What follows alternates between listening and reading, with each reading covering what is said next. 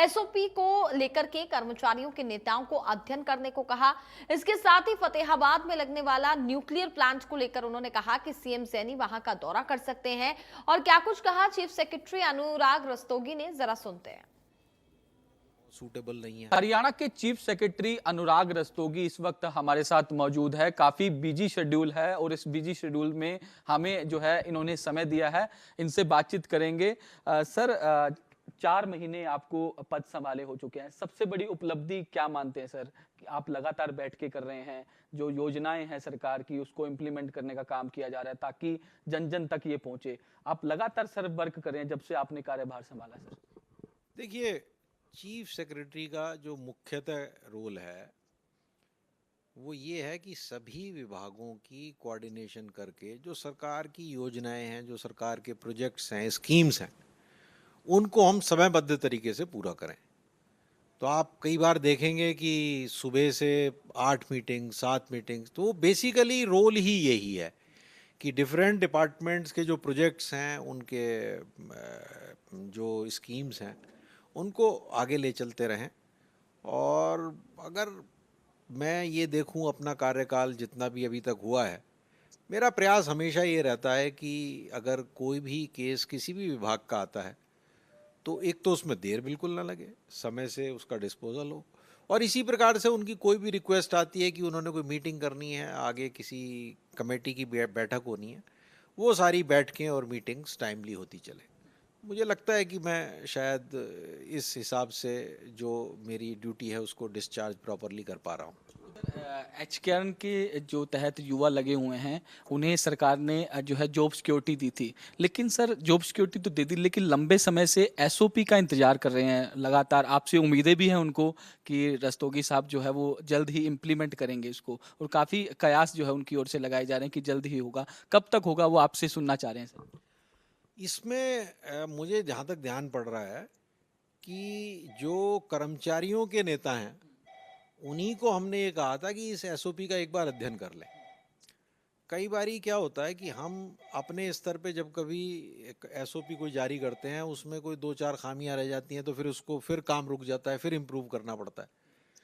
तो लास्ट जब मीटिंग हुई थी तो उसमें ये बात थी कि आप इस एसओपी को एक दफ़े पढ़ लें, इसमें जो कोई आपको लगता है कि कमी है वो कमी को इम्प्रूव करके और हम तुरंत जारी कर देंगे। हमारी तैयारी है, हमारी तरफ से हमने एसओपी फाइनल कर दी। अब इंतजार इस बात का था कि अगर उन्होंने कोई सुझाव देना हो तो वो दे दें। बट ये भी आपकी बात सही है, मैं अभी डायरेक्शन भी दे दूंगा कि अगर उन्होंने अपना काम कर लिया है तो ले आए, हम बहुत जल्दी उसको जारी कर देंगे।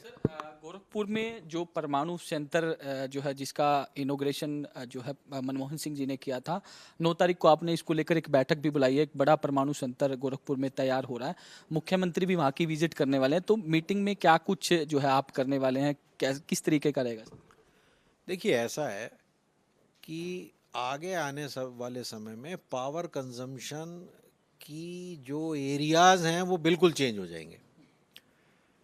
आप देखें जिस प्रकार से कि टेक्नोलॉजी बढ़ रही है और जिस प्रकार से हमारे डेटा सेंटर्स और हमारे जो सर्विस रैक्स हैं जिसमें कि हम सारा डेटा मेंटेन कर रहे हैं, वो बढ़ रहे हैं।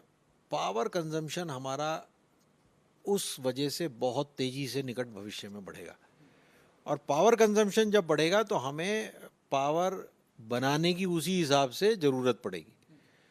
अब हरियाणा को अगर आप देखें तो हरियाणा में कोई सोलर पावर जनरेशन का स्कोप बहुत ज़्यादा नहीं है, क्योंकि हमारे यहाँ लैंड्स बहुत महंगी हैं। और इसी तरीके से अगर आप विंड पावर की बात करें तो वो भी हमारे यहाँ कोई बहुत सूटेबल नहीं है। इसके अलावा अगर आप थर्मल की बात करें तो थर्मल में भी लिमिटेशन है। एक लिमिट के बियॉन्ड पावर प्लांट लगाते हैं, 25-30 साल लाइफ होती है, और वो फिर ग्रेजुअली, और पावर कोयले की आवश्यकता और कोयले की ट्रांसपोर्ट और कोयले की उपलब्धता, वो भी विषय रहता है। तो ये एक नई चीज़ निकल रही है धीरे धीरे। न्यूक्लियर पावर जनरेशन से हम अगर मान लो जो हमारा ये 700 मेगावाट का प्लांट है, ये अगर आगे आने वाले समय में समयबद्ध तरीके से हम इसमें काम कर सकें तो हमारे लिए बहुत अच्छा होगा। यही सोच के एक दिन चर्चा चल रही थी मुख्यमंत्री जी से, और उन्होंने इच्छा जाहिर करी कि वो स्वयं जाके वहाँ उसको एक दफ़े देख के आना चाहते हैं। तो विजिट करेंगे। आप भ्रष्टाचार को लेकर भी काफी सख्त रहे हैं। आपके कार्यकाल के दौरान ही एक एससीएस अधिकारी थे रीगल कुमार, उनको जबरदस्ती रिटायर्ड जो है वो किया गया है। काफी एलिगेशन जो है उन पर लगे थे। तो एक और एससीएस के खिलाफ भी आपने इस तरीके की कार्रवाई की, अधिकारी का कोई है? नहीं नहीं, बिल्कुल है।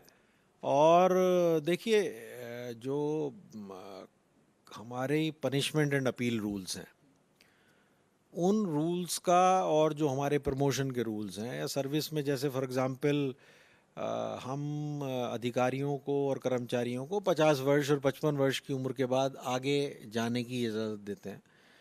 इन सारी चीज़ों में जहां हमारी प्रयास ये है कि जो अच्छे अधिकारी हैं, कर्मचारी हैं, उनको आगे काम करने के लिए और मौका मिले, एक्सटेंशन भी मिले। इवन 58 के बाद भी हम एक्सटेंशन देते हैं, उनको री एम्प्लॉय करते हैं, उनको कॉन्ट्रैक्ट पे रखते हैं।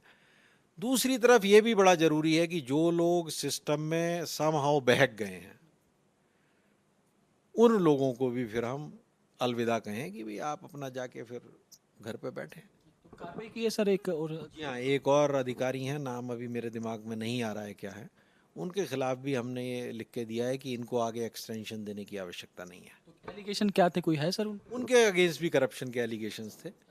तो ये तो बात हम बिल्कुल पक्की है कि अगर कहीं भी हमारे जो नियम है, उस नियम के चलते अगर अधिकारी के ऊपर कोई चीज़ प्रूव होकर आती है, तो उनको हम पनिशमेंट भी फिर उतना ही सख्त दें। किस रैंक के अधिकारी है सर? मुझे जहाँ तक ध्यान है एचसीएस अधिकारी हैं, बैच मुझे उनका याद नहीं आ रहा है, तो आपको जल्दी पता लग जाएगा। आखिरी सवाल लूंगा सर कि सरकार या फिर आप अपने किस तरीके से आगे आने वाले दिनों में क्या कुछ नया करने जा रहे हैं जिससे प्रदेश की जनता को लाभ हो सके? क्या कुछ आगे हरियाणा वासियों को जल्द ही आपकी कलम से जो है वो कुछ नया देखने को मिलेगा? देखिए, अब ये तो मेरे ख्याल से आज के दिन सभी लोग इंतज़ार कर रहे हैं लाडो लक्ष्मी स्कीम के इम्प्लीमेंट होने का, और उसके लिए लगातार विभाग प्रयासरत है। उसके इम्प्लीमेंटेशन से मेरे ख्याल से जो लोगों की एक एक्सपेक्टेशन कई दिनों से जगी हुई है, वो पूरी होगी। मुझे लगता है कि अगले कुछ समय में उसमें जल्दी कार्रवाई होगी। एक अगर मैं प्रोजेक्ट कहूँ जो कि हरियाणा के लिए बहुत महत्वपूर्ण है, जिसका आज के दिन काम चल रहा है, वो है HORC का, ऑर्बिटल रेल कॉरिडोर का। वो प्रोजेक्ट हमारा जिस दिन कंप्लीट होके आएगा, उम्मीद है कि दिसंबर 27 तक वो कंप्लीट होगा, तो वो भी हमारे लिए बहुत अच्छा प्रोजेक्ट है, जिससे कि जिस तरीके से हमने KMP बनाया और KMP के बाद KGB बना और वो पूरा सर्किट दिल्ली के चारों तरफ बन गया, तो वो नेशनल कैपिटल को और पूरा डीकंजेस्ट करने में बहुत मदद करेगा। सर आप 30 जून को रिटायर हो रहे हैं, बट एक चर्चाएं जो है वो हरियाणा प्रदेश में चल रही हैं कि सरकार आपको एक बड़ी जिम्मेदारी दे सकती है, क्योंकि आप काबिलियत अफसर हैं, आपका अनुभव काफ़ी अच्छा रहा और आप मतलब लगातार काम भी करते रहे हैं। तो इस तरीके की चर्चा है कि सरकार आपको रिटायरमेंट के बाद बड़ी जिम्मेदारी जो है वो दे सकती है। इस तरीके की चर्चाओं पर क्या कहेंगे सर? देखिए, चर्चा को चर्चा के ऊपर ही छोड़ना चाहिए और चर्चा के ऊपर आगे चर्चा नहीं करनी चाहिए, मेरा तो ऐसा ही मानना है। बाकी जो आगे जो भी काम मिलेगा करेंगे। अभी तो काम से रुकने की तो अभी इच्छा नहीं है।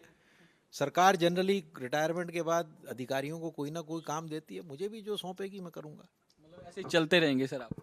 अब मुझे पता नहीं, जो भविष्य में लिखा होगा उसके बारे में कई बारी मैं कमेंट नहीं करता। मैं अपना काम कर रहा हूँ और मुझे लगता है कि मेरा जो कर्म है वो ही है।